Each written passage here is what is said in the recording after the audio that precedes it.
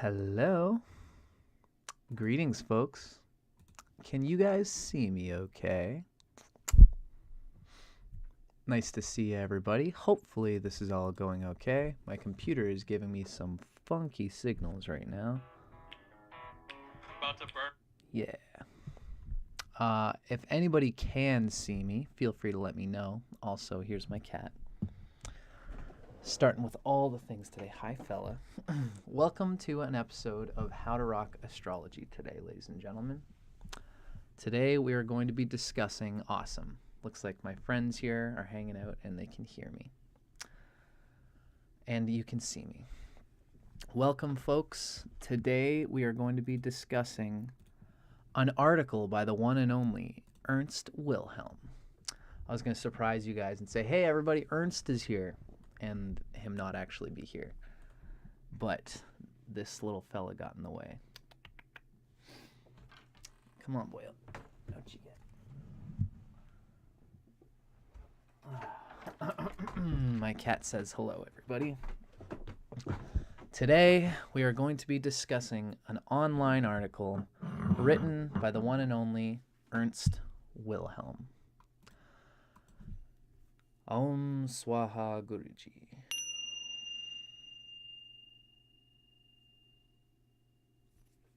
I think Ernst deserves to hear that title once in a while, even though he probably doesn't like to hear it. Now, we have my friends. We've got Santander City. We've got Gunmetal Crow, Susie Underwood, Teresa. Always is a pleasure. It's nice to see you guys hanging out with me while I share my passion for knowledge. In particular, I've been so obsessed with jyotish lately. Today, on this Sunday, we will be discussing Ernst Wilhelm's article on the Brihat Parashara Horashastra. Now, Brihat Parashara Horashastra is the gospel book of Hindu astrology with master key to divination. This is my copy of this book.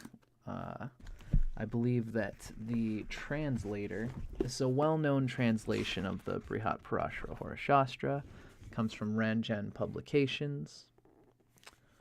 I can't see who exactly is the translator.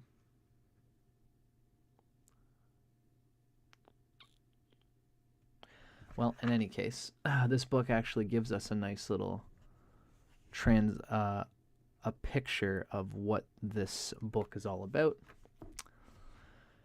Brihat Parashara Horashastra is the work in the form of a karich, a conversation between sage Parashara and his disciple Maitreya, who later himself became a worthy sage. Parashara belongs to Avashtas lineage and was allegedly Veda Vyasa's father.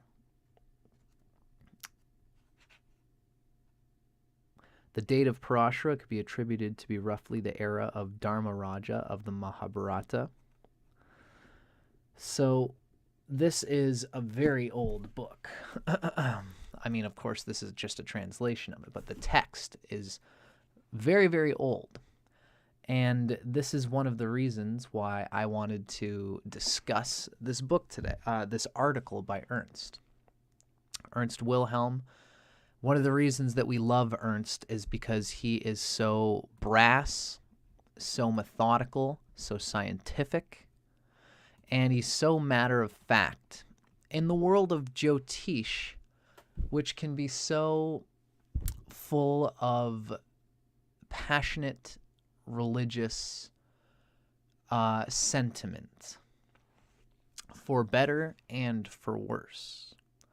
Ideally, you want to apply your religious sentiment, enjoy the rapture of being involved in a spirituality that you enjoy through something like the literature of Jyotisha.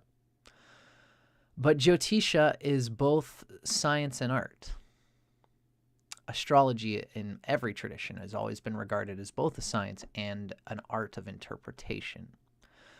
So it's the science part that I really deeply admire Ernst Wilhelm for.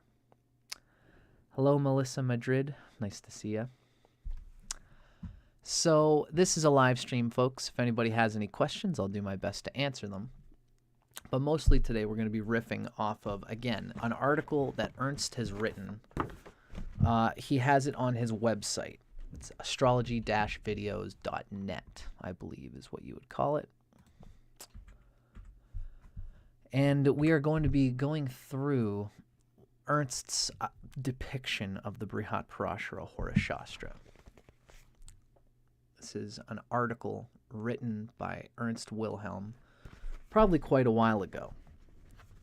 And Ernst's article is great because it gives us some critical, objective background on the Brihat Parashara Horashastra. Parashara's text is it's the godfather of astrology texts in a lot of ways. It's not as old as the Bhrigu Samhita, but Parashara's text comes in with some of the most key elements of jyotish that we find used universally by all Vedic practitioners. Like, we're going to talk about them. We're going to talk about the specific ones that Ernst particularly abides by. We've got descriptions of the planets, the signs, the houses, and the Vargas, which are real grounded basics. We have descriptions of all of these things, which is basic to anyone. I'm a Western astrologer, and I came to Vedic astrology, so I already knew quite a bit about the planets, the signs, the houses. But even going through a reintroduction to these things through a text like Parashara is very illuminating, because the Vedic people connect the planets to the Vedic literature and the Vedic pantheon that is contained in the literature of the Vedas and the literature of the nakshatras. Even the nakshatras can tell us a lot about the nature of the different planets, right? Now, we also have mathematically precise techniques that we're going to talk about. We're going to talk about the Avashtas. We're going to talk about a little bit of jaimini roots, although we're going to talk about how jaimini and Parashara kind of split. Not like they weren't fighting or anything like that, but jaimini took the core of Parashara and branched off into his own thing. I often consider Parashara to almost be like Plato and jaimini to almost be like Aristotle.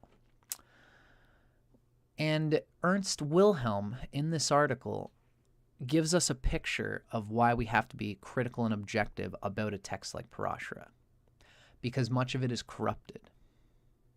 Much of it has been passed on either orally, and the oral tradition had a hard time keeping together the initial, oral traditions like the Vedic. Like, the Indian people have this incredible talent. This is one of the reasons why Vedic and Indian literature has lasted and stood the test of time, because all other papers got burned in Alexandria. The papyrus has dissolved and eroded from many Greek books, many ancient Babylonian books. All the papyrus and all the paper has either been burned or destroyed because physical items have a rough go throughout history, especially in the medieval era, when the Christians, in the name of God, were coming along and burning books. Makes me want to throw up. So history has been mean to physical modes of transliteration of knowledge. This is why the Vedic tradition, for better or worse, has kept much knowledge from the past through the oral tradition, through speaking it, memorizing it. There are people in India today that are Vedic priests that can probably recite the whole Mahabharata, the whole Vedic pantheon of literature, all the Vedas. Like, there are people who still memorize those enigmatic Sanskrit terminologies and things just because they just want to keep that torch going. This is what these people are alive for. Now, with the game of telephone, the tricky thing is, amongst jyotishis, there is trouble with the concept of religiosity, of religious sentiment, because everybody is wanting to consider it holy. these books are holy. These are written by holy people, just like the Bible. It's the Word of God, which means we can't think of it and anything else other than the Word of God. But even the Bible has been translated from Greek and from different things, and translations can accrue that make weird differences happen between translations and cultural traditions. Parashara is no different. Parashara is like the Bible of jyotish in a way. So when we read something like Parashara, it's good to have a grasp on what Ernst gives us here as a objective understanding of the fact that much of the text has gone through what we call like a game of telephone. Do you remember the game of telephone? I whisper in someone's ear and I go up and I say, bananas are yellow. And then the other person says, okay, they say bananas are yellow. And then the next person mishears it and they say bananas are jello. And then the next person says, but something else. Bananas aren't jello. And then it becomes something, by the end of it, it becomes something completely different from what it was originally, right? This is the game of telephone. Every time an oral translation goes through a different generation, that generation is losing the essential grasp on the original knowledge that was portrayed in the time of the Satya Yuga, or those golden ages where all people had to do was to love, make love, and praise God through Vedic literature. And that's all they did all the time, was just singing and memorizing Vedic hymns. And this is the time where this stuff was birthed.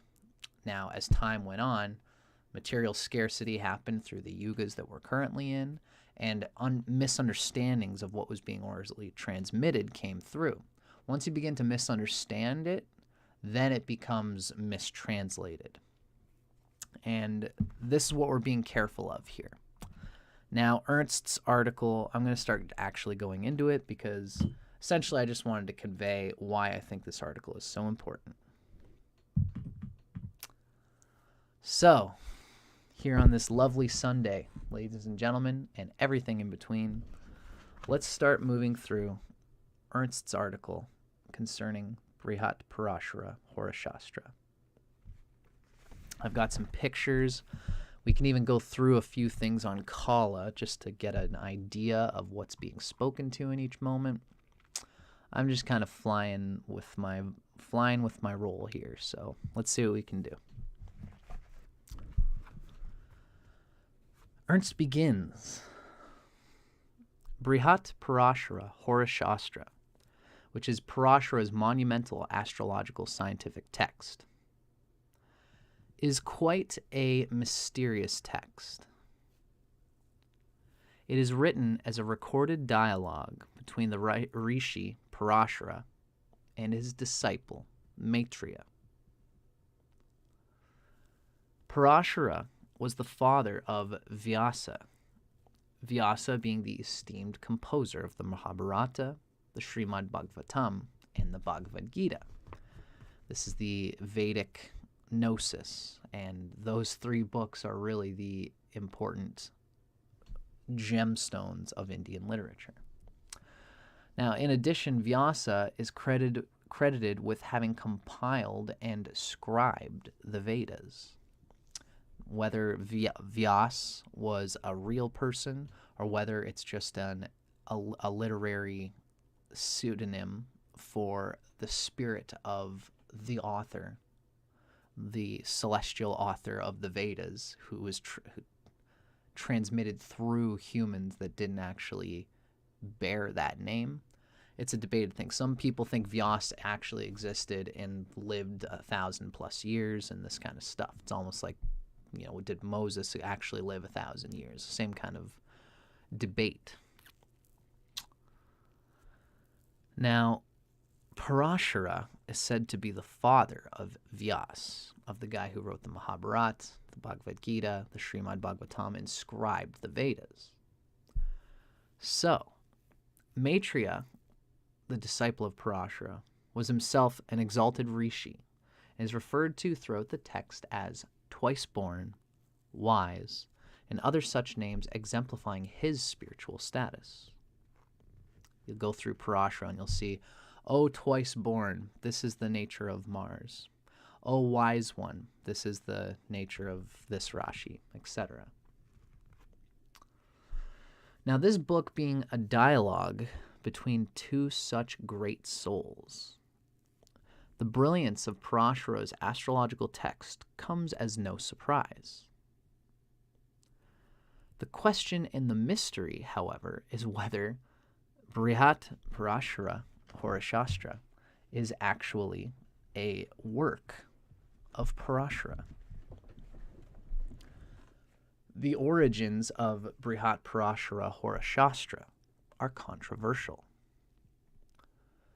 Many Sanskrit scholars are of the opinion that it is a relatively modern text, probably post 600 AD, which is actually a compilation of texts that had come before it, and that it is written in the colorful style of the dialogue between Parashara and Maitreya, though no such dialogue actually took place. So I really just slapped you guys with two completely opposing narratives. There's the narrative that many jyotishis hold. And this is, even me talking about this, I'm sure I might be stepping on the toes of many people who would not take it as such. There are many jyotishis in the world of Vedic literature and Vedic astrology who say that Parashara is the originator of every line in this text. But that Parashara, who had the disciple Maitreya and who is the father of Vyas, the archetypal actual figure of that rishi that lived, would have lived probably 2000 BC or more, according to my regard. Now, for Ernst to say that this text was actually written 600 AD, it's well after the birth of Jesus and the Buddha, well after the Surya Siddhanta even, well after tropical astrology had already started to become a thing. You know, tropical and natal horoscopy really wasn't a thing until about 0 AD. I've talked about it in other videos where in 500 BC, Alexander the Great ended his reign of terror. From 500 BC to 0 AD, people weren't running in fear from the Great War. So they all came together and said, well, what's life all about? And it's in that time that they culled the spiritual idea of the natal horoscope. Before 0 AD, there was no such thing as a natal horoscope.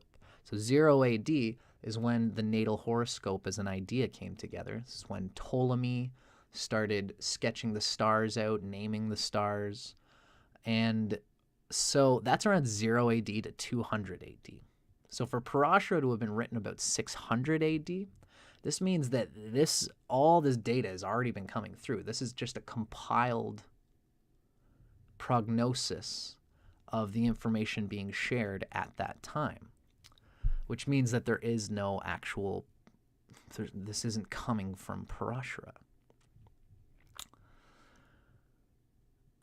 Now, scholars hold this view that Parashara, the Brihat Parashara Horashastra, scholars hold this view that it was written about 600 AD on account of the fact that the Sanskrit style in which it is written is not that of the age of Mahabharata.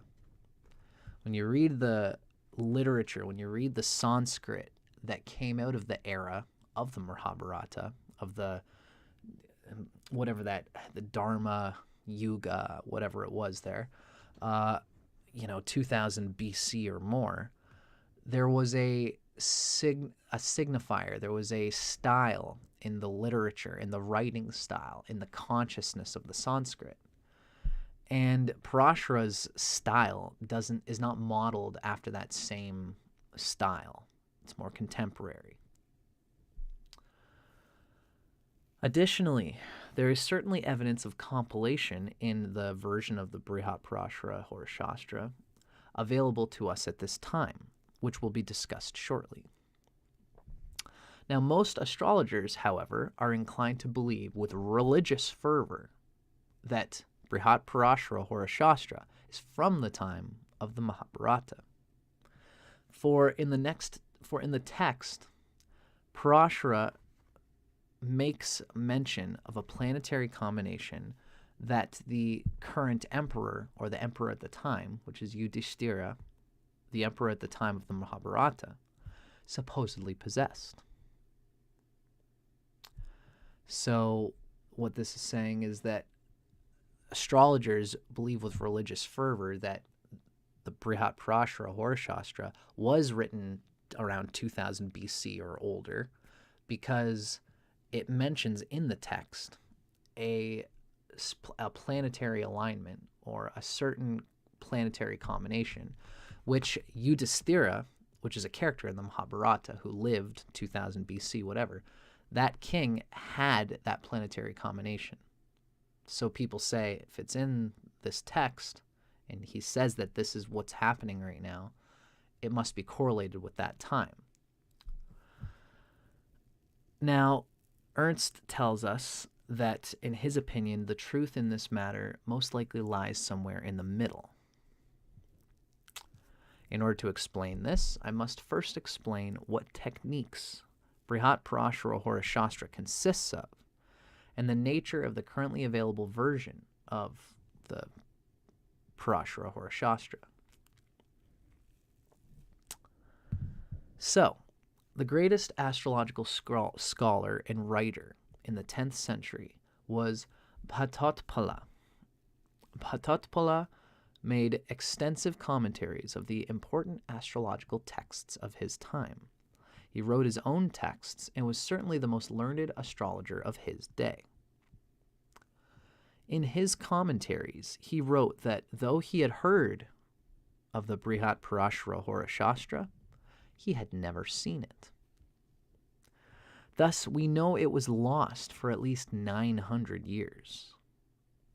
Ernst's opinion is that it has been lost for at least 1700 years, as none of the texts written in the previous centuries fully contain the mathematical and systematic principles found in this Brihat Parashara Horashastra. So the available version of the Horashastra was compiled and rewritten in the 19th century by a scholar who visited many pundits in an attempt to scrape the text together after having been lost for so many centuries. It is because it has been rewritten that the Sanskrit does not have the flavor of the Sanskrit from the era during which it was most likely originally composed.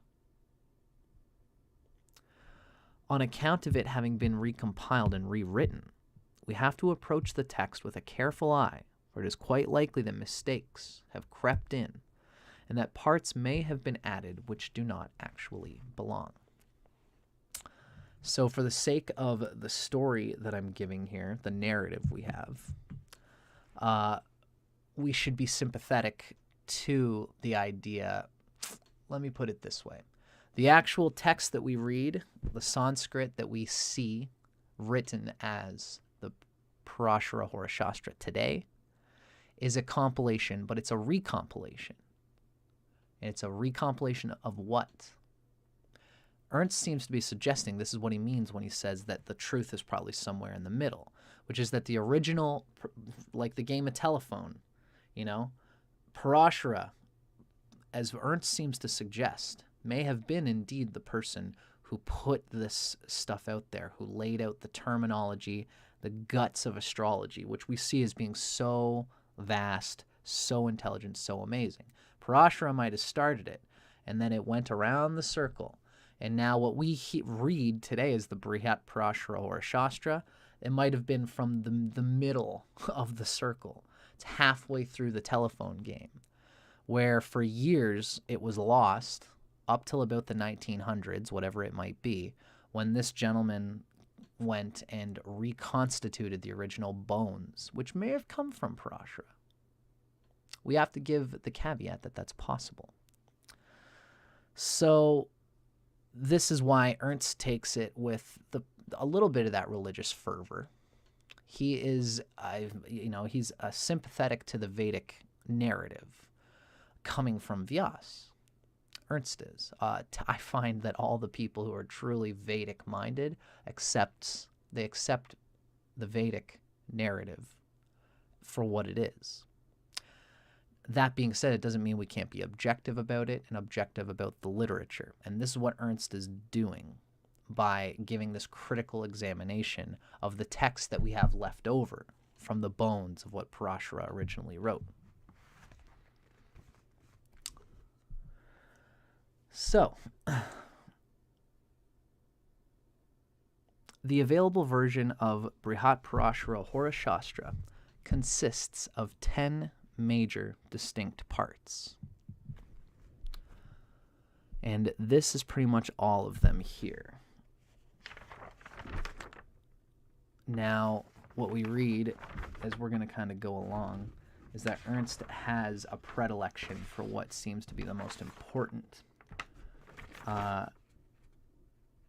He gives 4 of the most important, if not the gist, of Brihat Parashara Horashastra. We're going to get to that. But first, for now, while we're here, let's move through.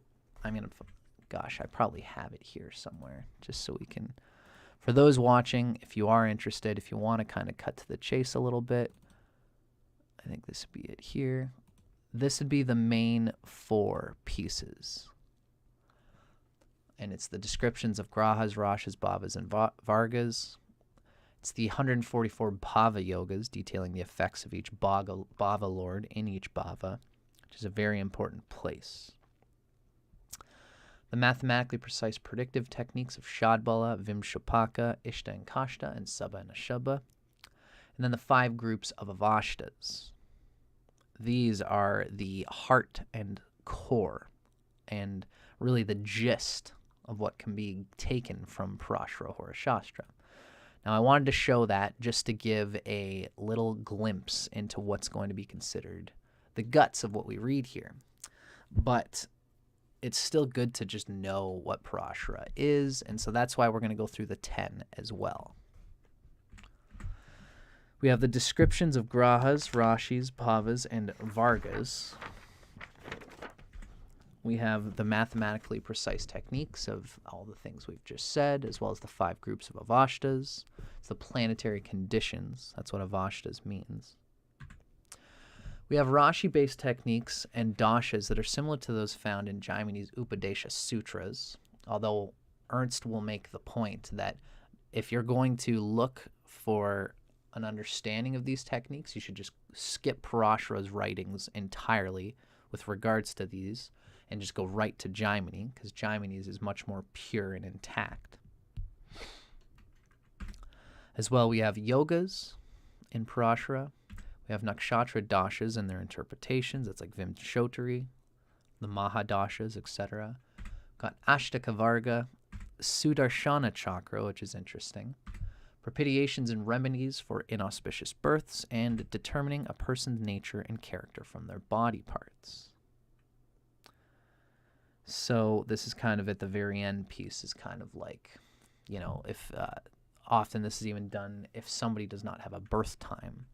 Parashara gives a whole bunch of information about a person's character from their body parts. So at this point, Ernst, in his article, he starts going through each of these individual points.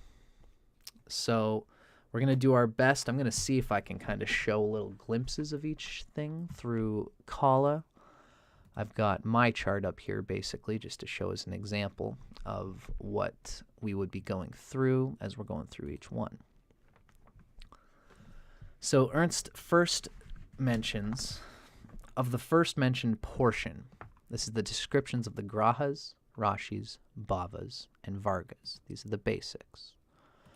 So Ernst tells us that of that first mentioned portion, the descriptions of grahas, rashis, bhavas, and vargas, section 1, the description of these found in Parashara's text are more complete as well as more accurate than those found in any other available astrological text. This is especially true in the context of vargas. This inclines me to believe that these parts are attributable to Parashara, When you look inside of Parashara and you're finding descriptions of the planets, the signs, the houses, and the Vargas, it is likely intact and is some of the best guts in the Parashara text. Very important. Now, next up, what we have here is the mathematically precise techniques such as Shadbala, Vimshopaka, Subha, and Asubha Phala, and Ishta and Kashta. The mathematically precise techniques given here are unique to Brihat Parashara Horashastra. Without these, no precise predictions are possible.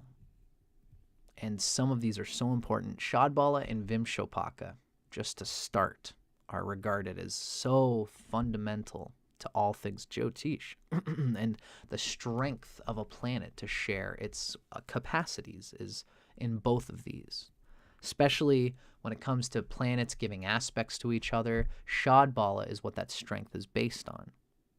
If a planet has no Shadbala or very little Shadbala, then it'll hardly have the strength to delight or to harm another planet, which can be nice if an enemy is aspecting a planet, but that enemy has little Shadbala, then that enemy can only do so much damage.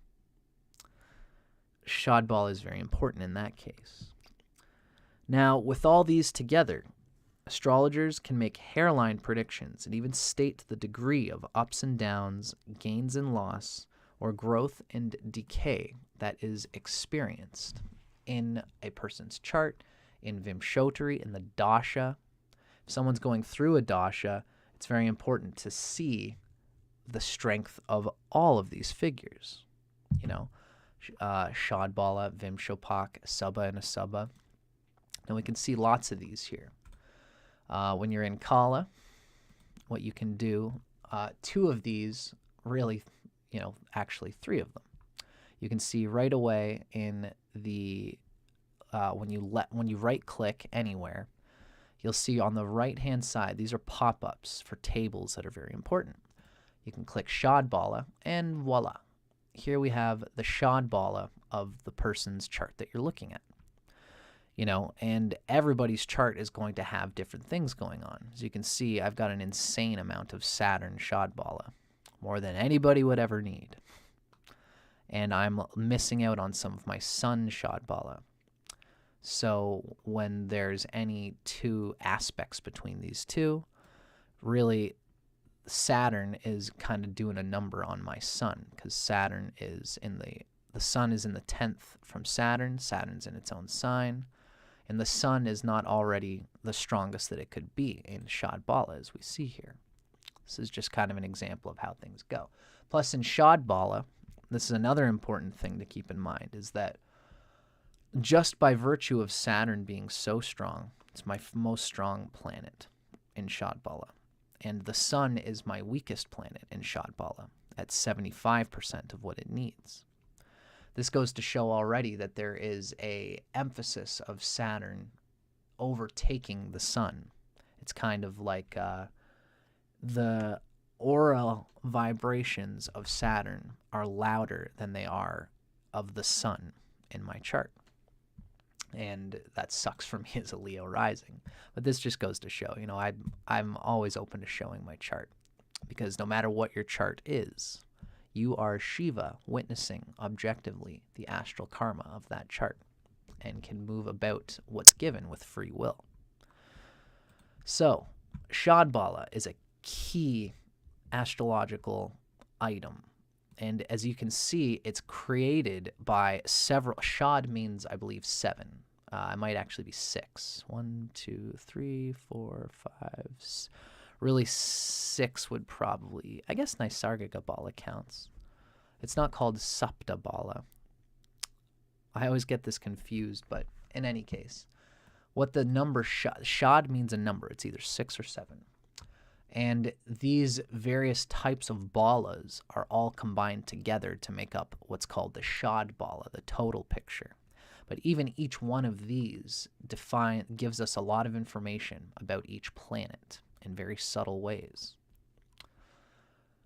So, Shadbala is very important when you're considering anything like, for example, aspects between planets, especially with regard to the Lajatati Avashtas.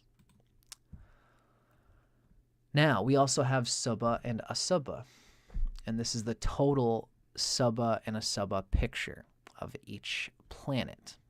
And this kind of gives strength. Thank you. I'm just saying, we have one of our listeners here, Gila, has confirmed for me that Shad means 6. And that makes sense. Thank you, Gila. Shad, when we see the word Shadbala, it actually means 6 strengths. Sapta would be 7. Should have stuck to my instinct on that. So thank you, Gila. Now, we have, so Subha and Asubha yoga is what that would be. But essentially, Subha and Asubha is something, there should be another, let me see if I can think of this for a moment. Dignities and Vargas. Essentially, when you look at the dignities in the Vargas, all of these dignities together are going to make up the total Subha and Asubha. Yeah, you can actually see it right here, folks. So I'll pull that up again just so we can see it. We all know what the Vargas are, or at least we should. For those who are watching, this is like the Navamsha chart, the D10, the D7, the D60. These are all of the divisional harmonic charts that are created by the degree that each planet falls into. And all of these dignities represent the sign that a planet falls into in each of these Vargas. For example, if we were to look up my Navamsha chart, we would see all the planets are all scattered about in these different ways. The Sun is in Scorpio with Mars again. Saturn is exalted in Libra. That means that Saturn's got good dignity in the Navamsha chart. We could look at the Dasamsha, and it'll give us different things. See, Saturn is again in Aquarius, but the Sun is in Aquarius, and the Sun doesn't like being in Aquarius. So the D10 chart, each planet also has a different dignity. When you combine all of these dignities together through a certain mathematical formula given by Parashara, which Ernst already has programmed into Kala, we will get the total Subha and Asubha of each planet. And you can see that written up here in the green. The green is the Subha, and then the red is the Asubha, the total Varga dignity for each planet. As well, we also have, what else have we got here? The Vimshopak is another important one. So Vimshopak is something that you'll find here. When you go to the right hand, you right click, and then you'll go to the pop-ups in Kala, and you'll find Varga Vimshopak. And we can see here, we can look into each and every little planet in the Vimshopaka, which is the 4 groupings of the Vargas. Shad Varga obviously uses 6 different Vargas. Sapta Varga uses 7 different Vargas. Dasha Varga uses 10 different Vargas. And then Shodasha basically gives 16. Shodasha Varga gives 16 important Vargas. And of course, the reason they're grouped this way is coming from Parashara. Western, well, what am I trying to say? Parashara is the one who gives these, the 16 Vargas that are considered most important. And of course, you can actually find Shodasha Varga as well on that right. When you right click, you go to Shodasha Vargas. You can see all the planets in these 16 specific Vargas that are given by Parashara. And there are actually even more Vargas than this. But Parashara defines these as really the most significant. And these are the ones that he uses when he combined them together to get this picture of your total Varga Vimshopaka. Ernst Wilhelm has gone on to say that Vimshopaka can really save a planet. It's a huge, astrology is often so much like this, where what we see is we've got a seed and we've got soil. The seed could be many things. If you've got a really tough Navamsha chart, that's a seed that's going to have trouble no matter what soil you put it in. But if the planet that is, say, debilitated in the Navamsha, and it's not well placed in the Navamsha, if it has good Vimshopak, this is an element of that seed that actually can kind of save it. Or conversely, if you don't have a good planet, anything that's around 10 and really under 10 in the Vimshopaka picture tends to be considered not as good. Anything higher than 15 is actually significant and really bursts out there as having a strength that can be called upon and used to get more strength. Vimshopak is very important. So we've got Subba and Asubba, and then we've got Ishta and Kashta, which are their own thing. It eludes me right now what exactly makes up Ishta and Kashta, and that's sad because they are given as very important here. They're especially important when you're looking up how to define the quantitative capacity of a planet to express Maharaj Yogas. That's Ishta, Subba, and Digbala, which we see here.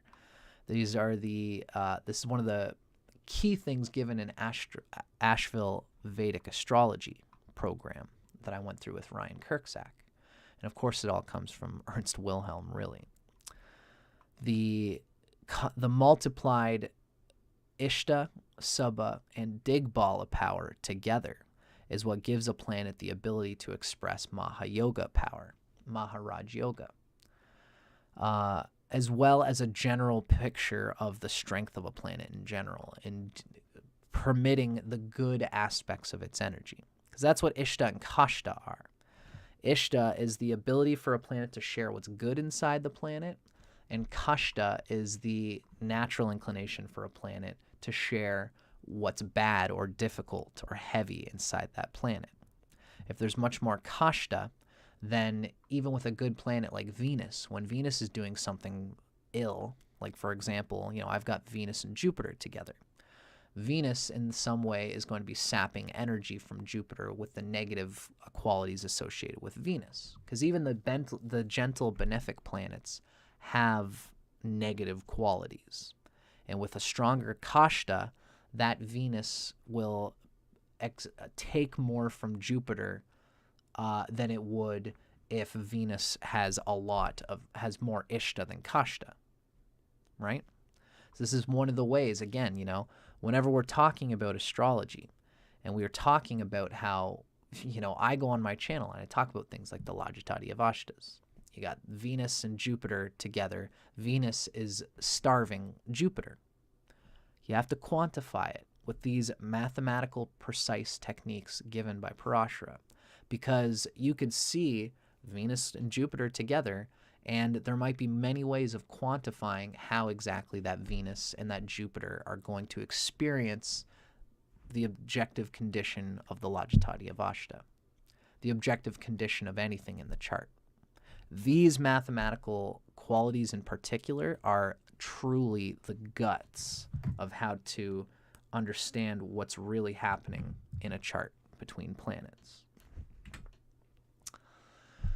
Now, we also have the 5 groups of Avashtas. These are planetary conditions necessary for making predictions. And there are several of these. Unfortunately, I guess I don't have any pictures of it up. I might be able to find an old thing here, and if I can't, then I'm just going to skip it. Let me think for a moment. Looks like this is going to kind of do for us a little bit. So the Avashtas, technically what it means is conditions. And there are many of these different Avashtas. So this is from an old presentation that I've done where that was talking about the Baladi Avashtas. This is chapter 45 of Parashara. And it talks about where the degrees are of a planet in its signs. And in odd signs, which are fire and air signs, we have this breakdown. From 0 to 6 degrees, it's infant. From 6 to 12, it's a youth, which is strong. From 12 degrees to 18 degrees in a sign, it's a yuva, which is adolescent, and it's at its strongest. From 18 to 24 degrees, it's Vridavashta, which is kind of getting older, has less strength. And then Mritavashta means it's kind of dying, it's old, it's past a lot of its karmic potency. And this is reversed for water and earth signs. So these are Baladi Avashtas, right? In the odd signs, when it falls into these degrees, you get this picture. In even signs, if it falls into these degrees, you get this picture. We also have what's called Jagradadi Avashtas, which is the state of a planet being Sushupti, which is sleeping, Svapna, which is sleepy, or Jagrat, which is awake. And essentially, a planet is Jagrat if it's an exaltation or its own sign. It's Svapna, sleepy, if it's in a friendly or neutral sign. And then it's Sushupti, sleeping, if it's in debilitation or an enemy's sign. In Jagrat, it has full strength. In Svapna, it has half strength. And in Sushupti, it has much less strength, much less capacity to give goodness, but also much less capacity to give difficulty. For example, if you have Saturn conjunct any planet in Aries, right? Because Saturn, we know, agitates and starves whatever it's with. But if Saturn is in Aries, it's not going to do what Saturn would typically do. It doesn't grip itself in the way Saturn would in order to overtake whatever planet that is. If you have Saturn and Venus in Aries, Venus is neutral there, so it's Svapna, so it's going to share some of its goodness with Saturn. Saturn is Sushupti because it's debilitated in Aries. So Saturn is not going to damage that Venus as much as it would in another placement, right? So that's Jagradadi Avashtas. Here we have more on the Baladi Avashtas. So yeah, I just wanted to give an example of essentially Avashtas means conditions. And the Lajatadi Avashtas are the most important, they're a huge core part of astrology. The reason Ernst Wilhelm says that these are important is because they can be manipulated, because the Lajatadi Avashtas is the one Avashta that abides by what's called the air tattva, the pointing finger, the middle finger that can be manipulated. Because all of the 5 Avashtas relate with the 5 tattvas. Some of them are easier to maneuver and manipulate than others. The Lajatadi Avashtas are the ones that can be taken advantage of when it comes to delight, such as, for example, in my chart, I have the Sun and Mars together in Scorpio. Not so good for Mars because Mars is combusted by the Sun by being that close. But Mars is delighting the Sun here, and the Sun is my rising lord. So the Sun is being delighted by Mars. That is an archetype that I can take advantage of and flower because it's a Lajatadi Avashta, which is very movable. We can choose to use it and choose to act on it and invoke it. Same thing with this Venus together with Jupiter. Venus thankfully it's debilitated, so it can only starve that Jupiter so much. But that starvation is still there. If I practice meditation, I can abide by an intelligence that can see that Lajatadi Avashta and reduce it quite a bit. That's why Ernst advocates using Lajatadi Avashtas in counseling, because an astrologer can speak to the pattern to their client and help their client to recognize it, observe it, meditate on it, and allow it to move through. Allow the compulsion to move through their consciousness, because the air tattva of the Lajatadi Avashtas can move through it without necessarily having to act on it. So it's very important for counseling, right? And also for knowing inside ourselves what's a blockage that's been right under our nose the whole time that we can become conscious of and maneuver in a conscious way so that karma might as well not be there. So the Lajatati Avashtas are very important in this way.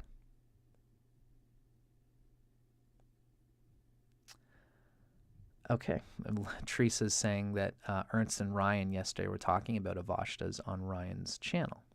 Very interesting. Interesting timing.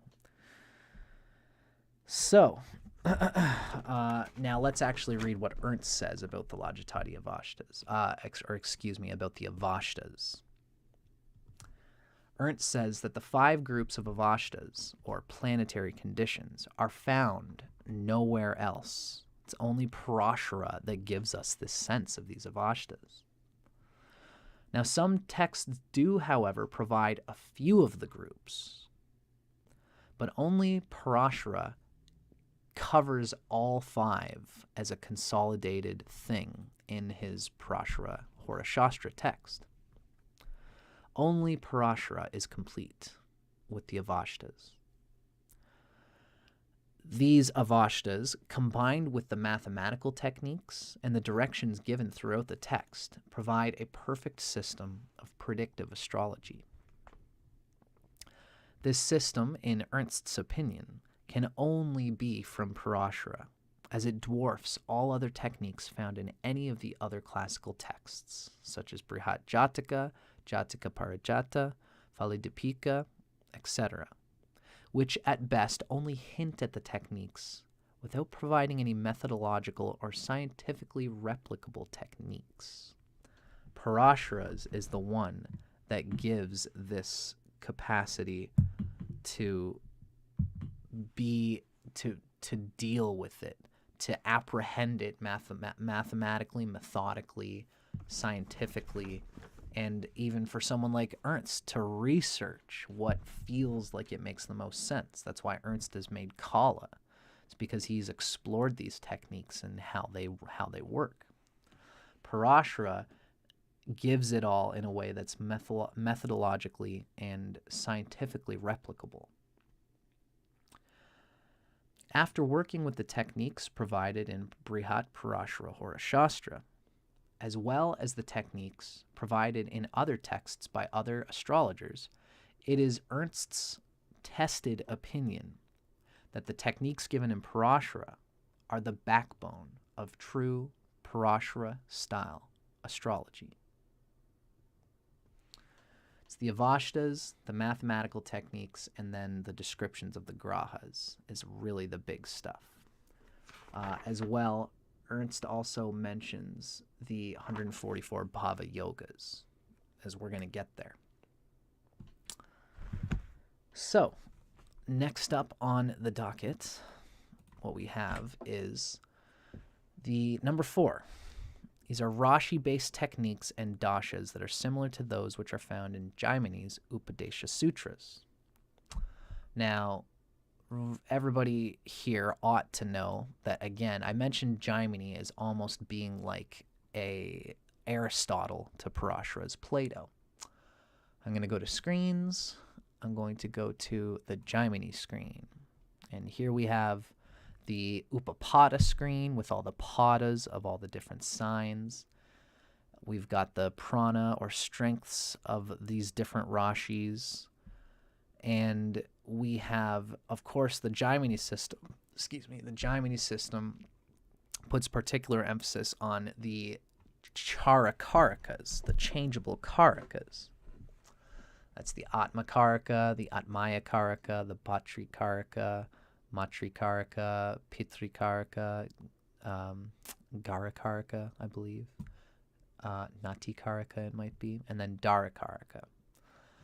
And the interplay between these, the yogas between these, all convey different things that can have huge ramifications for a chart. It's deeply important to what we can physically predict in a person's life. It's very important for predicting wealth, resources, and inherent talents and strengths that are inside a person. Jaimini is really it's a huge, important aspect of astrology that Ernst Wilhelm has written a great book on Jaimini. It's too bad I don't have it on me. Gosh, I know it's somewhere back there. If I lean over, you can see that I've got a whole bunch of books that back there that are my currently used books. But maybe I could find it, you know. So essentially, the Jaimini book is a critical dimension of Ernst Wilhelm's works, in my opinion. It's not going to show it to me. Oh well, just keep it in mind, because the book is available by Ernst, and Jaimini's sutras go into great detail about an aspect of astrology that is very different from Parashara and the predictive techniques involved. I'm really more of a Parashara guy at this stage, and that's kind of a sad reality, because you got to dig in somewhere. And through my Asheville Vedic Astrology, I mostly learned Parashara style astrology, which these techniques do contain and are given. You know, even Rashi aspects are a huge one that I should be mentioning. Rashi aspects. So, for example, we have, let's see, what would be a good one? The Sun and Mars are in Scorpio, and they are Rashi aspecting Capricorn. Because as you might have heard before, when a planet is in a fixed sign, these planets are going to be Rashi aspecting all the cardinal signs except for the one adjacent to it. So, for example, the Sun and Mars as malefics here are putting malefic pressure on Capricorn, Aries, and Cancer, but not Libra, because that's the one adjacent to it. As well as we see Rahu in Capricorn in my chart, putting its own malefic pressure on the sign of Scorpio.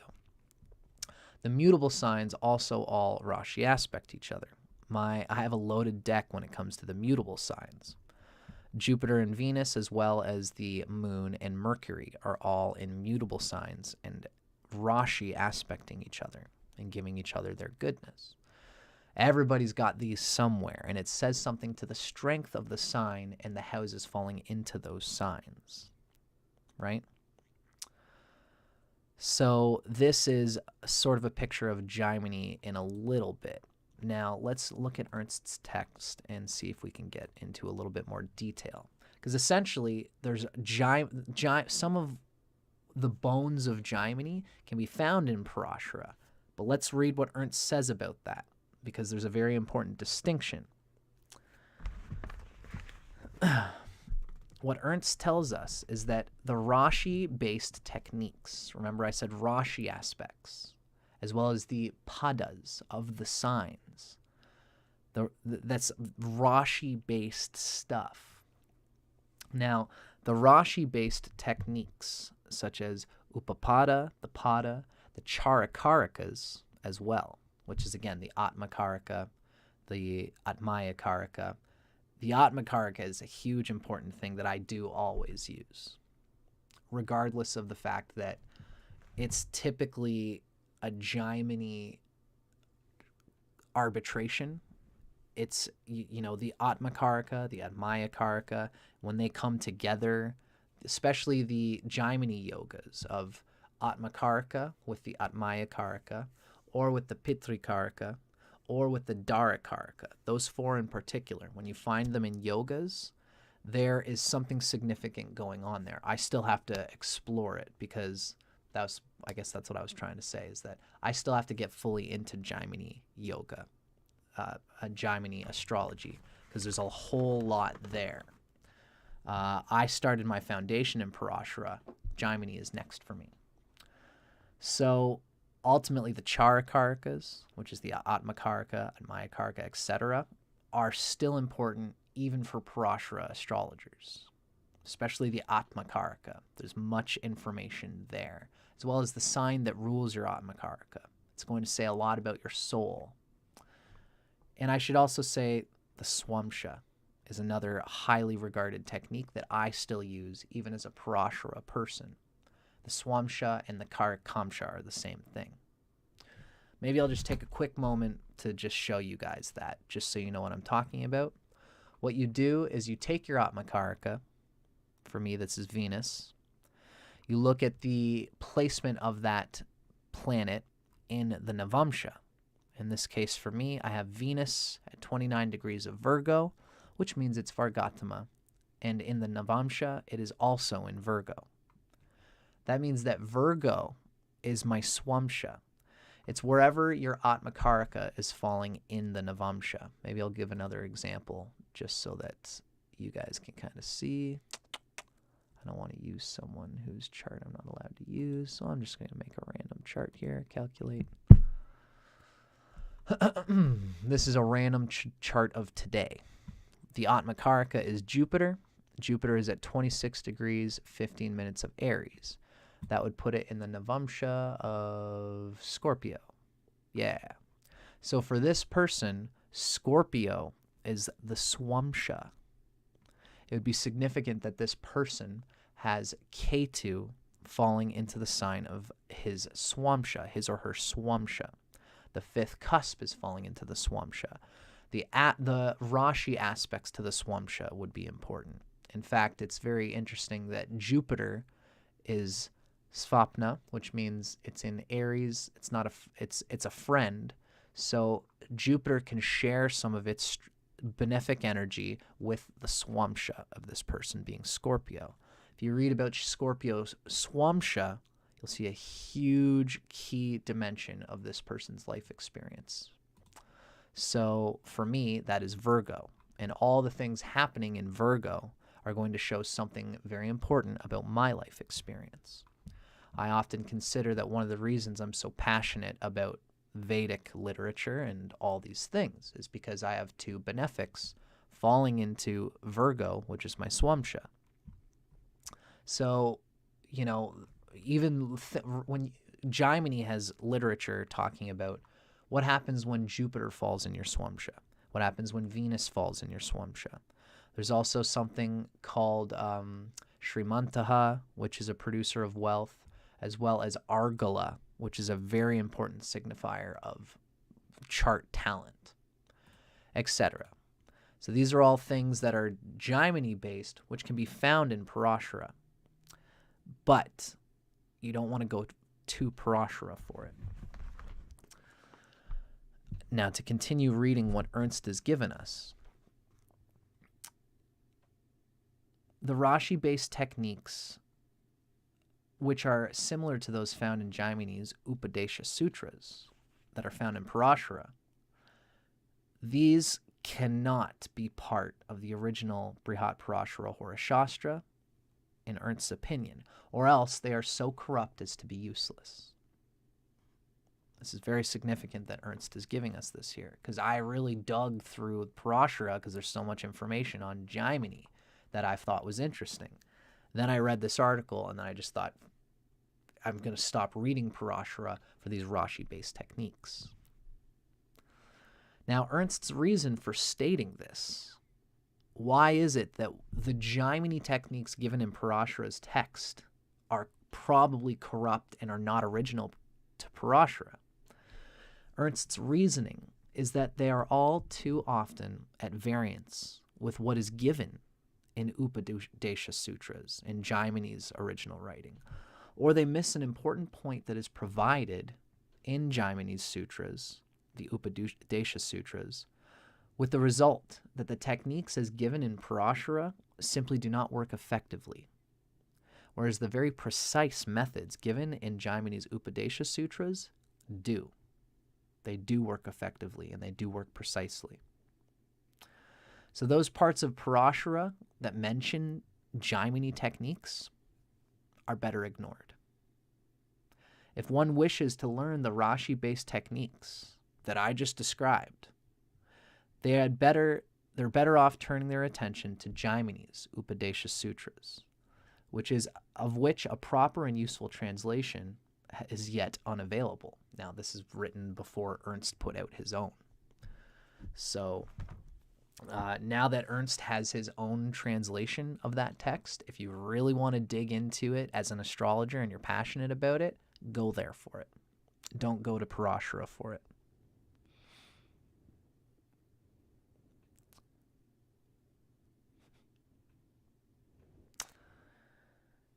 Teresa mentions that I've got lots of Virgo placements, and maybe that's why I'm drawn to RYAN KURCZAK, because RYAN KURCZAK, I believe, is a Virgo rising. I would say, yeah, Teresa, that's definitely a thing for me in my experience. Because Virgo is my swamsha, I would do well with people who have Virgo rising. At least that's my experience of my teacher, RYAN KURCZAK, who I believe has Virgo rising. So that was Ernst's take on the jaimini literature found in Parashara and how it is likely corrupt and basically useless because jaimini exists. It's all there. And that's where you should get it because it's all consolidated, it's concise, and it is preserved with integrity, unlike what's found in Parashara with regard to these techniques.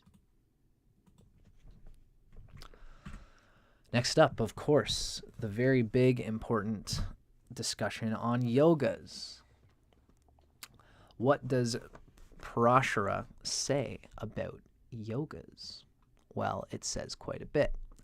Now, this is not regarded by Ernst as being one of the standalone important pieces of Parashara, at least of the text that we have, again, handed down to us. Ernst makes the point that the Bhava yogas are significant and they do stand out. And that's what we're going to read about here. The Bhava yogas are important because it's not found anywhere else and it's very complete in Parashara. But let's see what Ernst says about all of the yogas in Parashara. What Ernst tells us is many of the yogas found in Brihat, Parashara, Horashastra are commonly found in other astrological texts, except for the unique Bhava Lord's effects chapter, the chapter on the Bhaveshas in the Bhavas. It's the effects of each Bhava Lord in each Bhava, which are not a common mark of other texts. We're going to go through examples of it just so you can see what we're talking about, okay? Now, it is quite likely that these 144 Bhava yogas are attributed to Parashara, as his system deals extensively with this aspect of astrology. Now, what Ernst tells us is that with regards to the other yogas shared in Parashara, it's difficult excuse me. It's difficult to ascertain how much of it is original Parashara. Were they taken from an older version of Brihat, Parashara, Horashastra by the authors of other ancient texts, or were they accidentally included in this available version of Parashara? We're going to talk about I'm going to go through this a little bit, but what I want to do is I want to clarify for everybody what we mean when we're talking about the 144 Bhava yogas, okay? So, why are there 144 of these Bhava yogas? What is a Bhava yoga? What is a Bhava? What is a yoga? Yoga is the combination of any two things. Yuj, union. A Bhava is the houses. Thus, we in tropical Vedic astrology abide by a whole sign house system, as well as with cusps falling into the signs, which is also important. So the Bhava is considered to be different from Bhava Chalita, which is the house cusps. The Bhava Chalita is its own whole thing. It's its own system separate from the Bhavas. The Bhavas are the whole sign house system. So, for example, for a Leo rising, such as myself, we can see that as a Leo, Virgo is always the second sign from Leo, which means Mercury, which rules Virgo, is channeling all the things inside of Virgo for me as the second lord. And this, of course, includes the second house cusp for me. Now let's look at Libra for me, okay? Because you're going to notice, I don't know if you can see it with great clarity here, but there's these little blue numbers that are falling inside the boxes, which is, these little boxes are, of course, the signs. These little numbers are called the Bhava, and that's the house cusps. Now you'll notice that the third house falls in Libra for me. That's very natural because Libra is the third sign from Leo. Libra is ruled by Venus. So Venus is the Bhavesha, the third Bhavesha for Leo, the third house lord. It just so happens that my fourth house cusp also falls in Libra. That means that the fourth house cusp is carried by the third Bhavesha. Wherever the third house lord is, it is going to say something about my fourth house cusp. It's as simple as that, folks. Those who are wondering how the whole sign house system works, it's basically this. You can see my fifth Bhava, my fifth house cusp, falls into Scorpio.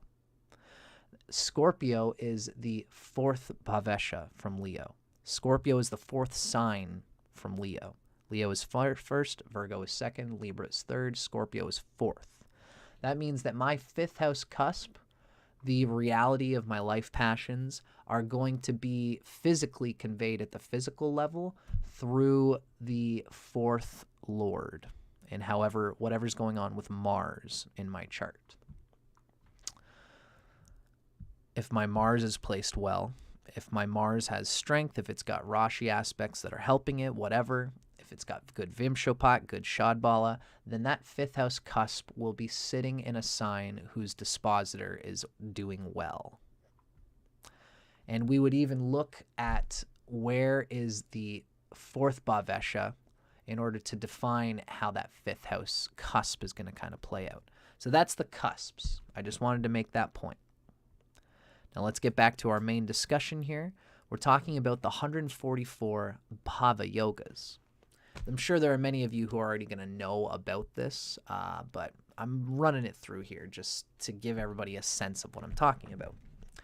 144 Bhava Yogas. Shoot, I don't have the book that I'm supposed to right now, but that's okay. So, a huge part of Parashara's work, as Ernst has told us, that it is quite likely that these 144 Bhava Yogas are attributed to Parashara, as his system deals extensively with this aspect of astrology. What do we mean by that? So, let's go to my chart. What we see is, let's use, for example, we have, in my chart, I'm a Leo rising. So that means that Libra and Taurus, for example, let's use these because these are my Atmakaraka. My Atmakaraka is Venus, which means that the signs that rule Venus are going to be important to me, as well as all the cusps that fall into those signs. Now, Libra is the third Bhavesha. Libra is the third Bhava, I should say, and Taurus is the 10th Bhava. So wherever Venus falls, because Venus rules these signs, Venus is going to be channeling the third house and the 10th house in my chart. So, which house is my third lord falling into? Venus is the third lord for a Leo. For me, the third lord, Venus, is falling into the second house of Virgo. So what we would read here, just by that, how does my third house operate? How do I think about using the third house?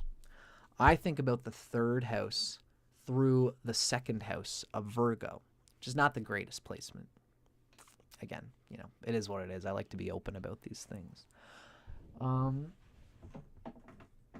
Now, I hate to do this, but I have to. I need to go and get my book, which has the 144 Bhava Yogas in it. I thought I had it up here. If you guys just give me one moment, I'm going to be right back. And we're just going to do a quick little example of these Bhava Yogas. Just give me one moment.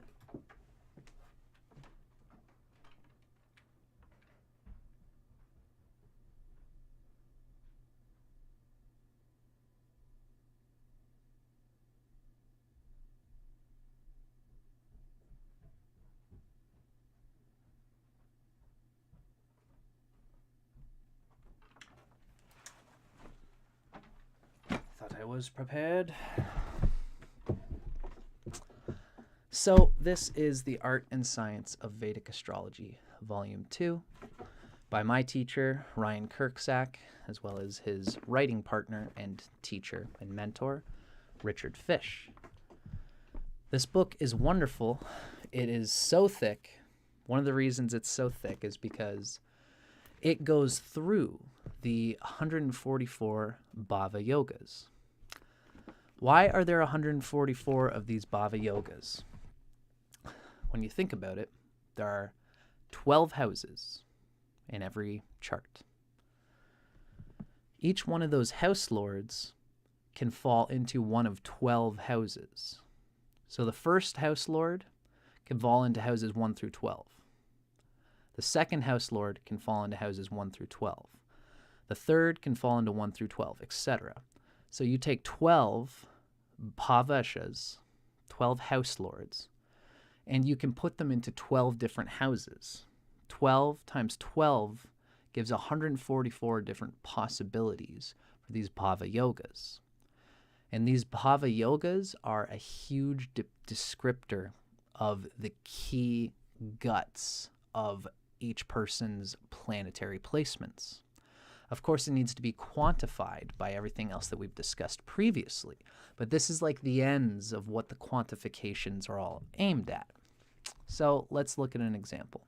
In my chart, we have Venus in the second house of Virgo. Venus rules the third house as well as the 10th house.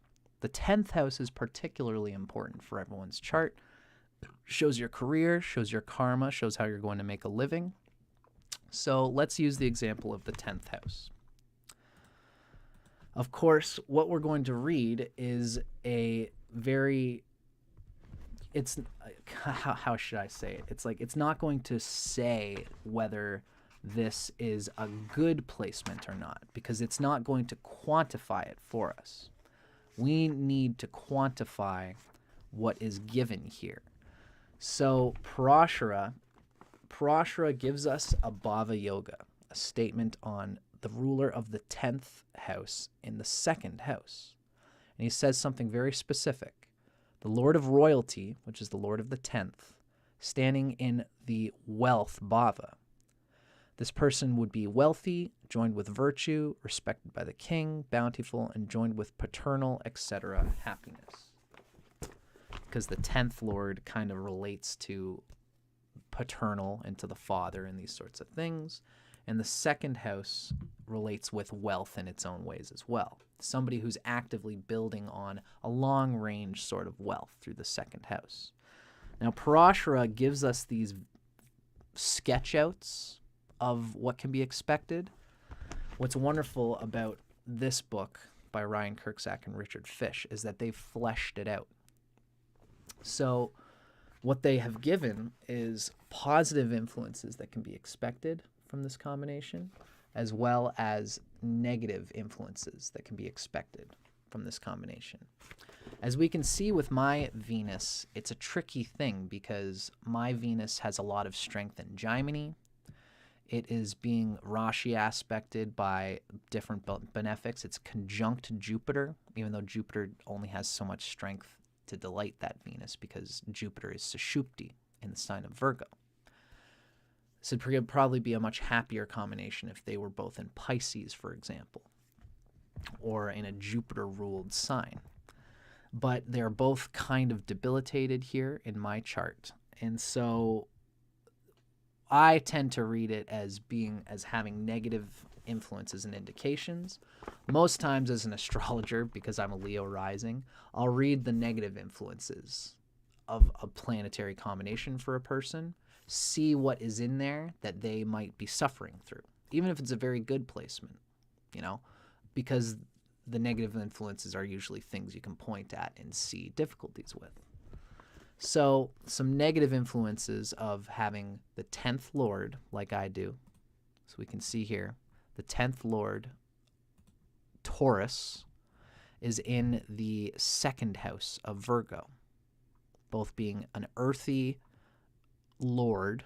The 10th Lord is the house relating to Capricorn, And it's in the second house, which resonates with Taurus. So it's an earthy lord in an earthy house. What we can see is there's a lack of respect or status that hurts career opportunities. The family can interfere with the ability to meet financial responsibilities.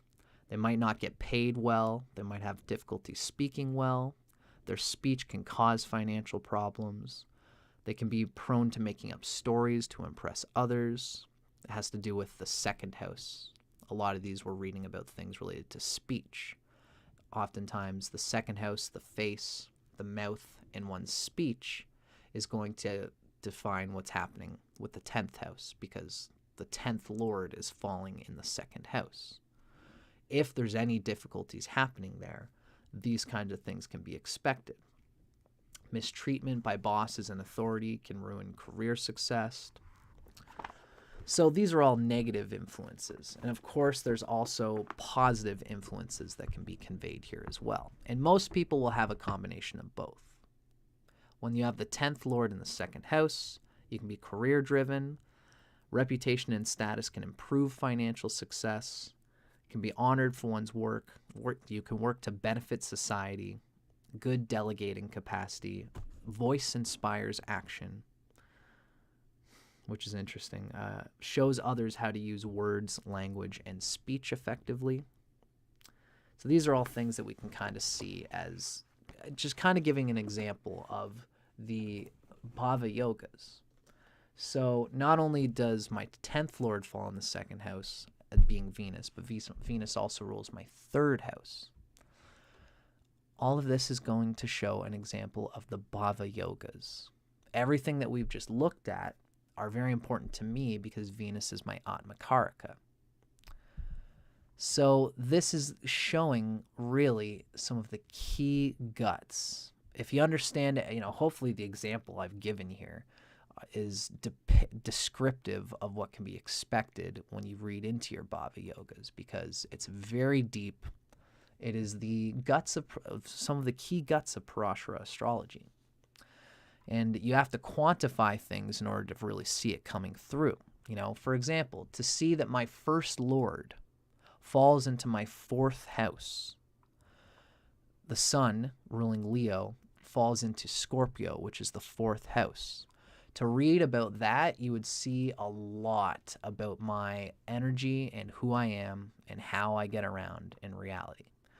And I suggest that you try to think about that for yourself. Especially, if you want to grab Richard Fish and RYAN KURCZAK'S book, it's a great way of tapping into that. So look for your own rising sign. Look for the lord of that rising sign. And look at which house in the whole sign system that it falls into. You're going to find that you're going to see a lot about what can be expected from your basic life path by looking at that, as well as your Atmakaraka. Which houses in the whole sign system does your Atmakaraka rule? And finding the houses that it rules, what is that house channeling in the house that Lord is in? For example, me being Venus Atmakaraka, having the 10th house, 10th lord and 3rd lord in the second house. What is being conveyed there? Does it have strength? Does it have support? And what can you do to mitigate the negative things expected from that association? This is key astrological data, and it's going to take the eye of an astrologer that has all the quantifications we've mentioned previously, the Avashtas, the mathematical figures associated.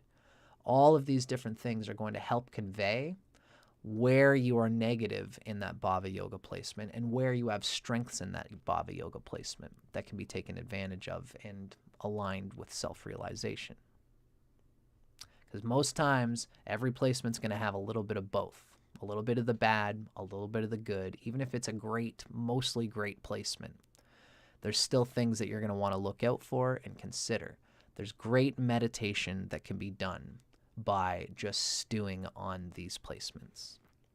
And that's why Ernst mentions the 144 Bhava yogas, not only as just being a wonderful system in its own right, but Ernst in particular says that what's given in Parashara about these 144 Bhava Yoga combinations are, once again, probably original to Parashara. It's one of the only parts of the text that haven't been corrupted, that haven't been wrung through, mistranslated, and eroded through time. So it's one of the great gifts that comes to us from the Satya Yuga age, right?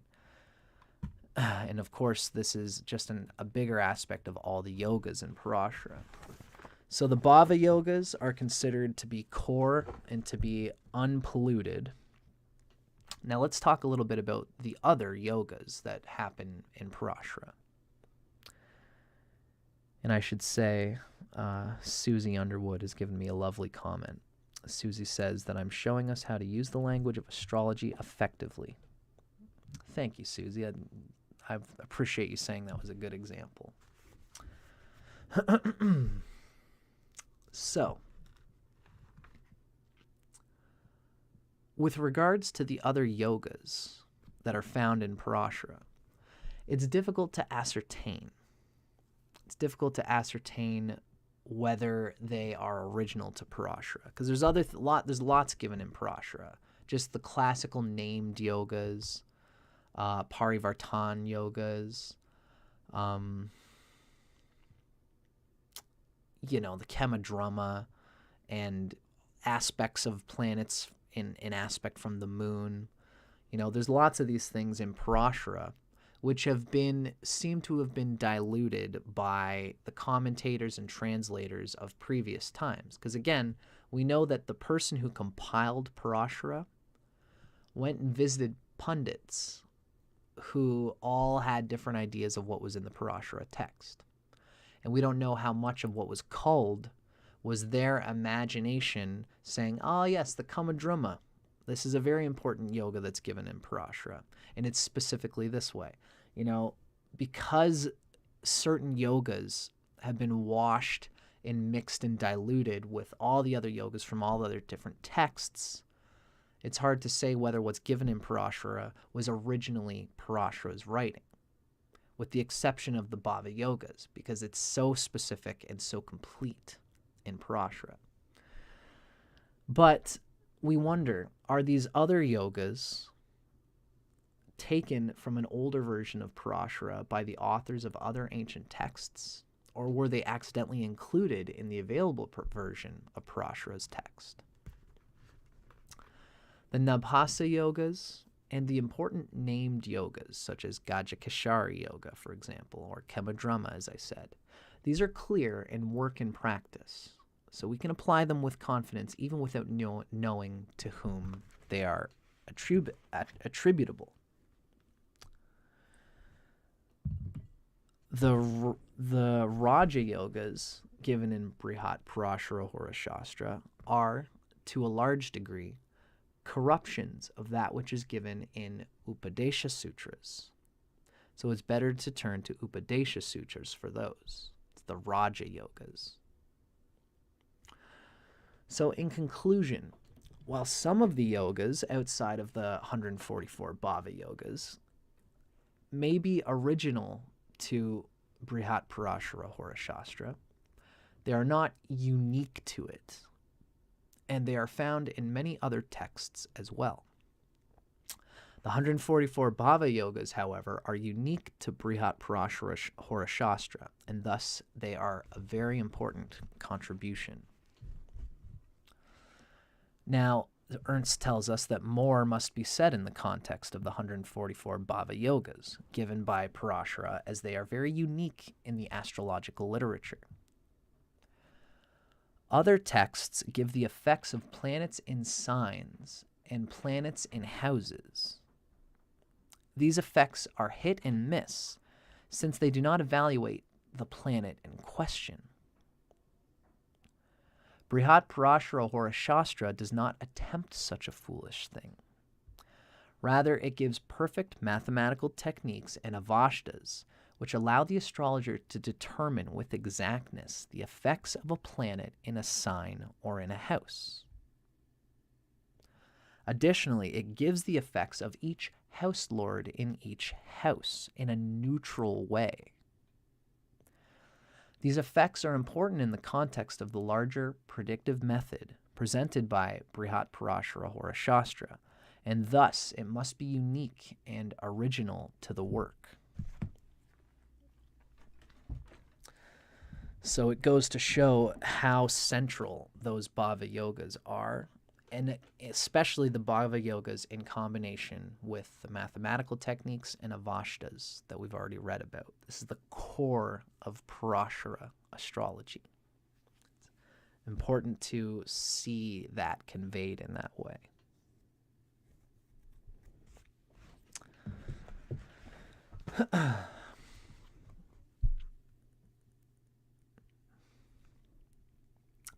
Now, next up, we have nakshatra-based dashas. So that's the nakshatra dashas and their interpretation, such as Vimshotri dasha, which many people know as the Mahadashas.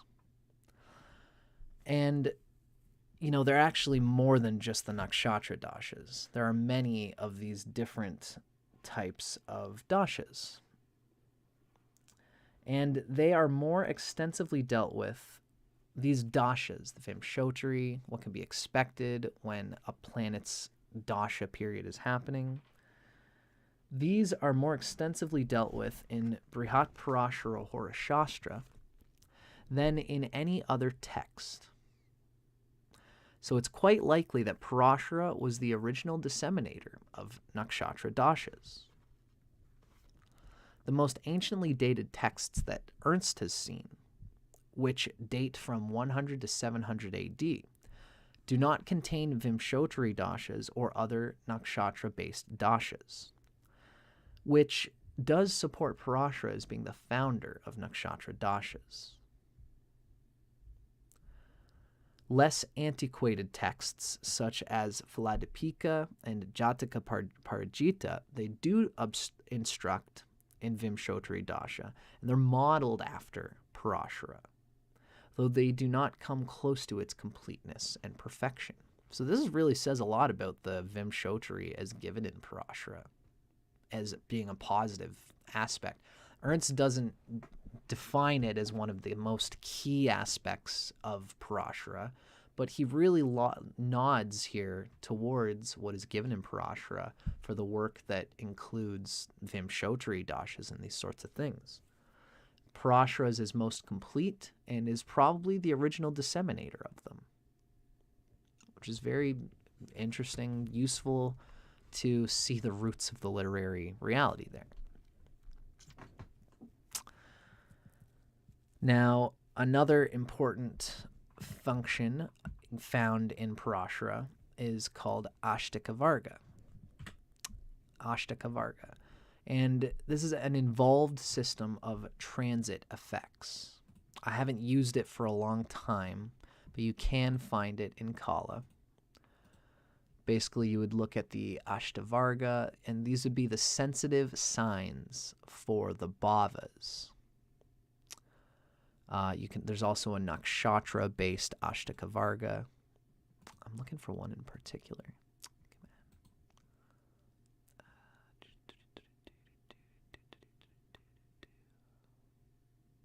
Ashtaka-varga. So this would be the main table.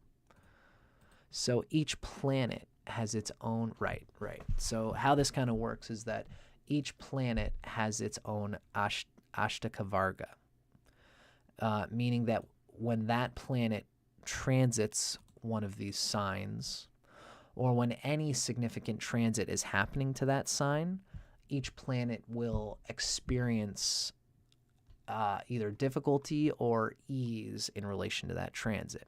So let's look at my Mercury Ashtaka-varga, and let's look at it for Pisces, because right now Saturn is transiting Pisces in the sky.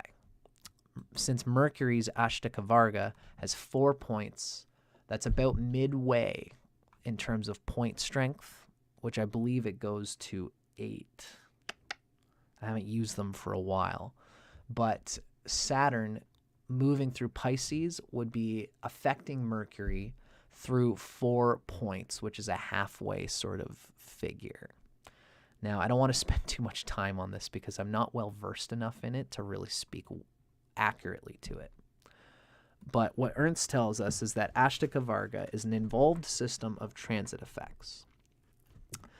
Ashtaka Varga is found in many, many other texts over the past 2 millennia, and as such we can be no more sure if these are unique to Brihat, Parashara, Horashastra or not.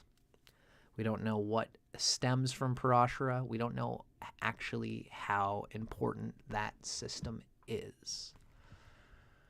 We can still explore it, but Ernst does make the distinction that it doesn't have the same golden aura of probable Parashara orientation that everything else does. Now, another interesting technique that Ernst gives us here is Sudarshana chakra. It's a reading the horoscope simultaneously from the Lagna, the sun, and the moon. And this is dealt with more extensively in Brihat, Parashara, Horashastra than in any other text. Parashara even states that he learned the technique directly from Brahma. Sudarshana chakra is a simple method of determining the general welfare of a person. The extensiveness of the technique appears to be quite unique to Parashara. So when we're in Kala, we go to our screens. I believe that we should be able to find Sudarshana chakra. When you click on it, it brings up this whole interesting picture here. We see the inner circle has to do with the Lagna, and we see all the green is the planets that are falling within the Lagna, or within the Lagna chart. And then next we have this purple ring around it, and that is the chart as if the moon was considered to be the Lord in a whole sign way. The Lagna, rather. It's as if the moon was the Lagna, and you're treating it as a whole sign system with the moon as the starting ascendant point. As well, we can see the sun. The outermost layer is as if the sun was the Lagna. Now, there's interesting things that you can kind of see happening here. For example, you can look to houses where there are absolutely no planets, and it really depicts something about those signs. It's very interesting to kind of think about it. Let's see. Pisces would be the 5th. Right. So Pisces is considered the 5th from my sun. And there is, it's interesting that Saturn technically falls into Aquarius.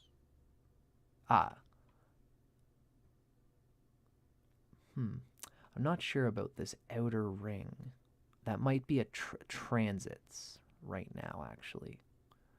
Because, okay, I see what's going on. Sorry, I was a bit confused there. What we see in the outermost ring is current transits. So right now, Saturn in the sky. Hopefully you guys can see me here. Saturn is moving through Pisces. Now, the 5th house has, you can kind of see in my chart from the Lagna, as we've already seen from the main screen. The Lagna is Leo, and the Moon and Mercury are in my 5th house of Sagittarius. Now, when you look at the when you look at the Sudarshana, we see the Moon and Mercury are in the 5th house from the Lagna. Now, where my Moon is concerned, I have nothing in the 5th from the Moon, which is Aries. Although you can see in this little ring that the Sun and Jupiter are currently transiting. I see what's going on. So the blue letters are natal positions, and the green letters are transiting positions. Got it. So my 5th house in my Sudarshana chakra, I only have the Moon and Mercury in the Lagna of the 5th house. The second house in my Sudarshana chakra seems to be kind of loaded because I've got 3 different planets, that's Rahu, Neptune, and Uranus, in the second house from my moon, and I have Mercury and the moon in the second house from my sun, and I have Jupiter and Venus in the second house from my Lagna. So the overall second house has a lot going on here. That's kind of what I wanted to convey here, right? Even the Lagna of my charts, I've got Mercury with the moon, and I've got Mars and Pluto with the sun, and that almost gives first house quality of character to it. So anyway, I just wanted to kind of convey what's going on with Sudarshana chakra. And there is more given in Parashara to that technique than it's really the extensiveness that's given in Parashara seems to be unique to Brihat Parashara Horashastra. There's a lot of interesting stuff there.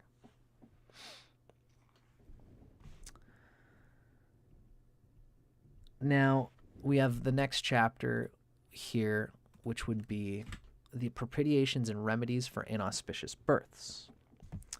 And this chapter of Parashara is not a normal feature of astrological texts, and it may be attributable to Parashara, or they may just be an appendages of what is common knowledge to the Indian priest. They are, however, of use and certainly unique to astrological texts. What is given here is not much given in other places. Now, finally, the chapters on determining characteristics from an individual's body are not unique to astrological texts, and many texts devote much time to this very useful subject. Whether it's original to Parashara or not, there is no way of ascertaining. However, much of what is given in Parashara in this context of this method has been found more useful and more accurate than it is found in other astrological texts. So this is an aspect of Parashara that can be considered pretty useful. So, in conclusion, what does appear unique to Parashara, and what is certainly the most important, if not the gist, of Brihat Parashara Horashastra, are these 4 techniques. Parashara's descriptions of the grahas, the rashis, the bhavas, and the vargas, so of course the planets, the signs, the houses, and the divisional charts. Number 2 is its 144 bhava yogas, detailing the effects of each bhava lord in each bhava. Number 3 is the mathematically precise predictive techniques of Shadbala, Vimshopaka, Ishta, and Kashta, as well as Subha and Asubha. Number 4 is the 5 groups of Avashtas. It's Baladi Avashtas, Jagradadi Avashtas, Lajatadi Avashtas, and Shayanadi Avashtas. And those are the 5 that I mentioned each one can be correlated with one of the 5 elements, the tattvas. Now these, together with the nakshatra dashas given in Brihat Parashara Horashastra, are a perfect system for predicting events. And I should say, I didn't put it on here, but Ernst specifically says that these 4 groupings, together with the nakshatra dashas of Vimshotri dasha, for example, the Mahadashas. Right now, so far as, the Mahadashas are a debated thing because it's hard to know when they actually start because there's different ayanamshas.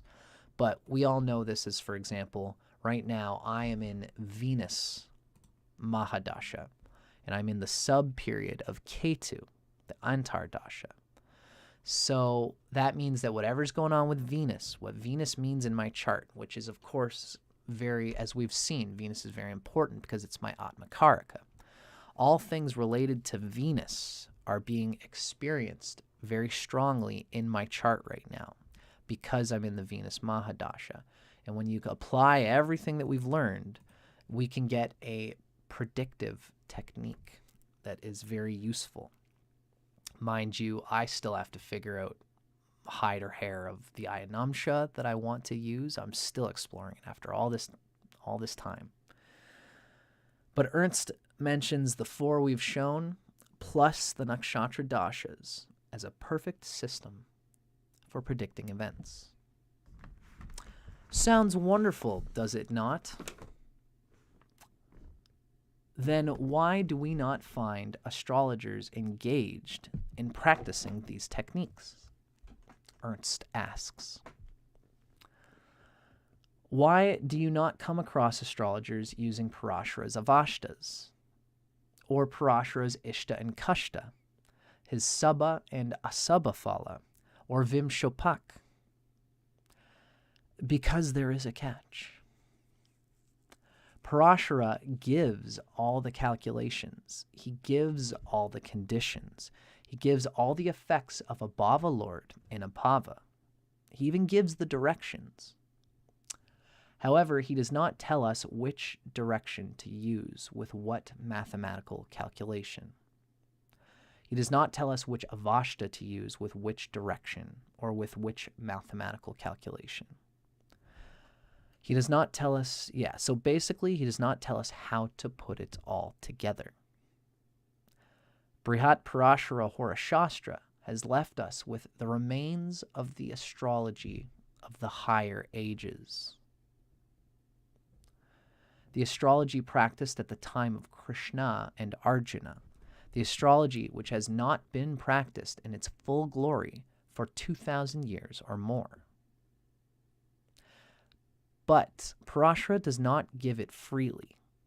He gives the perfect ingredients, but we are left to figure out how every bit of the...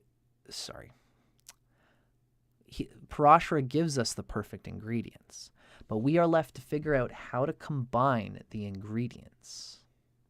And that is no easy task. It is a time-consuming task that requires every bit of the astrologer's devotion. His mind must dwell upon it always. He must practically try and test every moment that he is not contemplating the subject, and he must do that for years. Myself, meaning Ernst, it took 12 years of study, contemplation, trial and error, and more of the same to understand these principles set forth in Brihat Parashara Horashastra before being able to work them into the precise system of prediction that Ernst feels Parashara intended. The task was further made difficult on account of controversies and ambiguities in the calculations of nakshatras, Rashi, Ayanamsha, as I mentioned, planetary war, and certain Vargas, many of which are being calculated with some or even great error, which all had to be worked out by Ernst in his practical, lived experience as well. In practicing a truly scientific astrology, such as is laid forth by Parashara, accurate calculations are essential.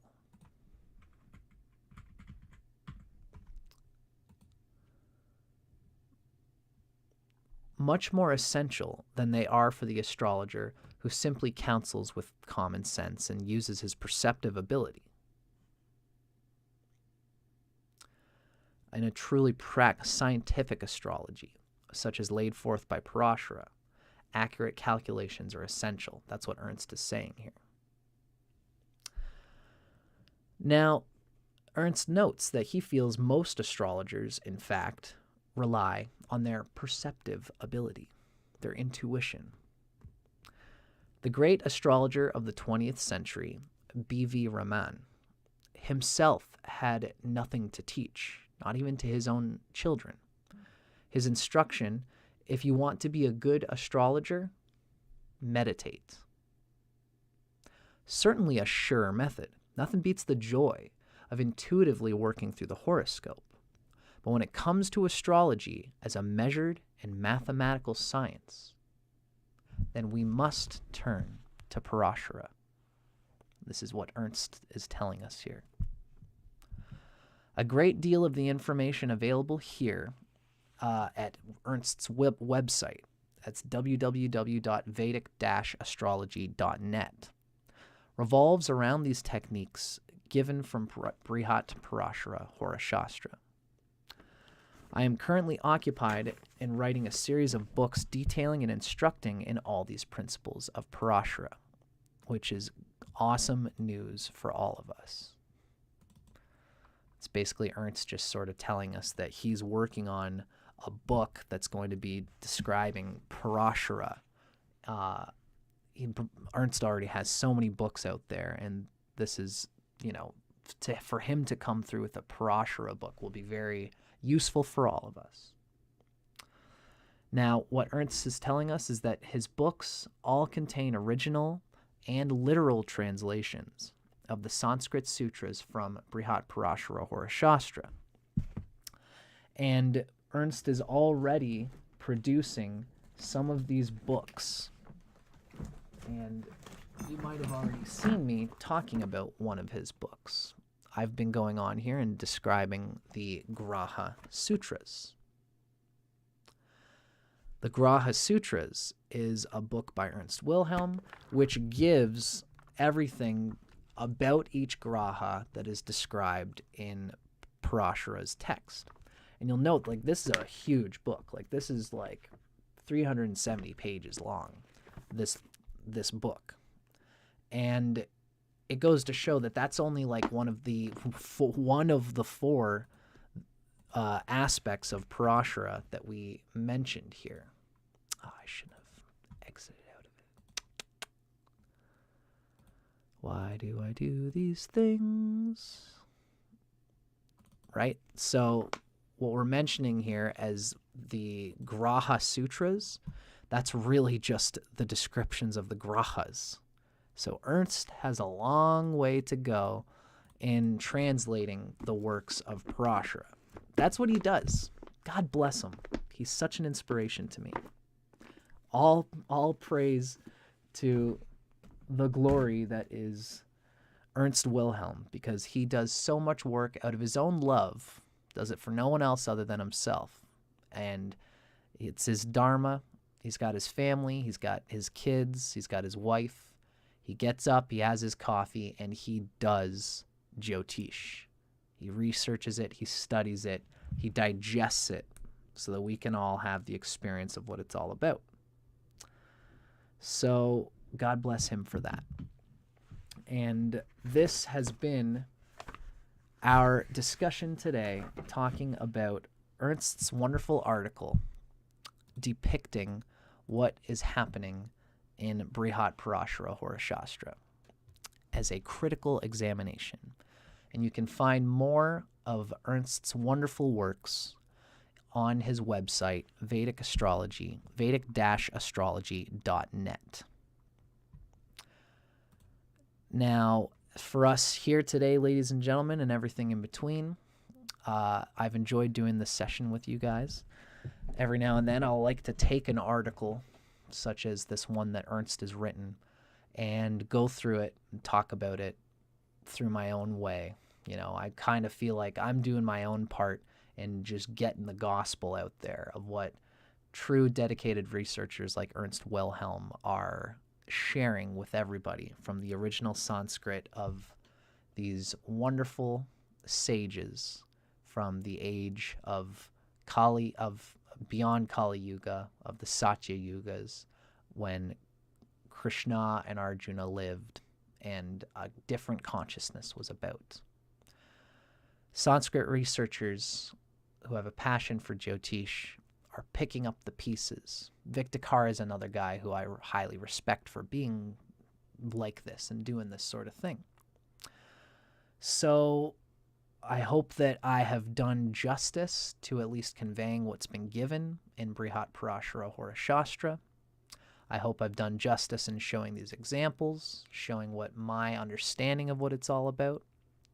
There's so much here to explore, and I hope that this can give everybody a critical analysis and a grounding in understanding what it is that we are reading when we read Parashara, so that we can find the guts, find the most important aspects of it, and discern the wheat from the chaff in terms of what is likely truly given from the sages of ancient days versus what has been either eroded or mistranslated or passionately discoursed upon in a way that is not in alignment with the original intentions of that book.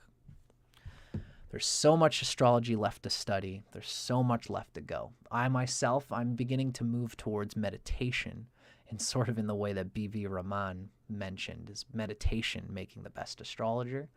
I'm getting into Patanjali and lots of aspects of yoga lately. So I don't think I'm going to go as far as Ernst did in terms of learning Sanskrit and translating jyotish. But I'm going to do my best as a beloved student of his to convey his works here as often as I can find time. So I hope you guys have all enjoyed this. Thank you, Reshma, for coming along. Thank you, Gilla. Thank you, Susie Underwood. Teresa. Love seeing you guys. Irene Mack. I can see you here, and I see you've been hanging out. Late's better than never for you to come over and hang out with us. For everybody who's been watching, as well as Melissa Madrid, Gunmetal Crow was here. Happy to see you all. And I look forward to seeing you guys again. For now, happy Sunday. I'll see you guys on the next recording that I decide to do here. For those at home, thanks for watching. Let me know in the comments what you thought. And God bless. Namaste. Namaskar.